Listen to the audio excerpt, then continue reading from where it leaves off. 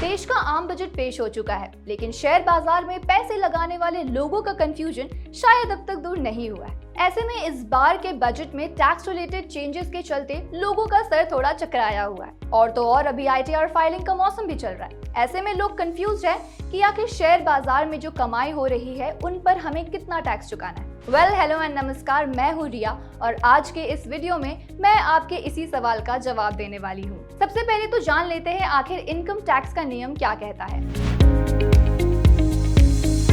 अगर income tax के context में देखा जाए तो किसी भी शख्स की कमाई को 5 कैटेगरी में डिवाइड किया गया है। पहला है सैलरी से इनकम, दूसरा है हाउस प्रॉपर्टी से होने वाली इनकम, तीसरा है बिजनेस या प्रोफेशन से इनकम, चौथा है कैपिटल गेन से इनकम और पांचवा है किसी अन्य सोर्स से हुई इनकम। अब जान लेते हैं कि आखिर शेयर बाजार से जो आपकी कमाई हो रही है उसे किस कैटेगरी में रखा गया है।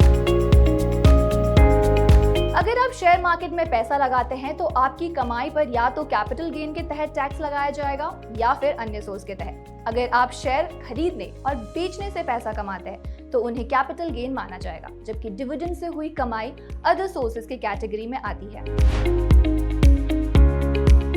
अब अगर बात कैपिटल गेन्स की करें तो ये 2 तरह के होते हैं। पहला है लॉन्ग टर्म कैपिटल गेन, जो तब होता है जब आप किसी शेयर को कम से कम 1 साल के बाद बेचते हैं। इस पर आपको अभी तक 1 लाख रुपए तक की इनकम टैक्स पर छूट मिलती थी, जिसे इस बजट में बढ़ाकर 1.25 लाख रुपए कर दिया गया है। वही इससे ज्यादा की कमाई पर पहले 10% का फ्लैट टैक्स लगता था, जिसे इस बजट में बढ़ाकर 12.5% कर दिया गया है। दूसरा है शॉर्ट टर्म कैपिटल गेन, जो तब होता है जब आप किसी शेयर को 1 साल से पहले बेचते हैं। इस पर आपको पहले 15% का फ्लैट टैक्स चुकाना होता था, लेकिन अब इसे बढ़ाकर 20% कर दिया गया है। इस बार के बजट में कैपिटल गेन्स टैक्स में बदलाव कुछ ही फाइनेंशियल एसेट्स के लिए किए गए हैं, जिनकी पूरी डिटेल अब तक सामने नहीं आई है। ऐसा माना जा रहा है कि शेयर बाजार से हुई कमाई को भी उसी कैटेगरी में इंक्लूड किया जाएगा।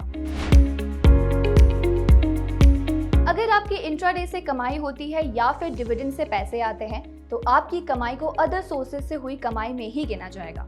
इस कमाई पर आप पर लगने वाले टैक्स स्लैब के हिसाब से आपको टैक्स चुकाने होंगे। हालांकि अगर आपका डिविडेंड 5,000 रुपए से ज्यादा होता है तो उस पर ब्रोकर या म्यूचुअल फंड कंपनी की तरफ से 10% TDS काट लिया जाएगा। अगर आप नौकरी करने के साथ साथ शेयर बाजार में भी पैसे लगाते हैं तो आपको ITR फाइल करते वक्त इन 5 डॉक्यूमेंट्स की जरूरत पड़ेगी ही पड़ेगी।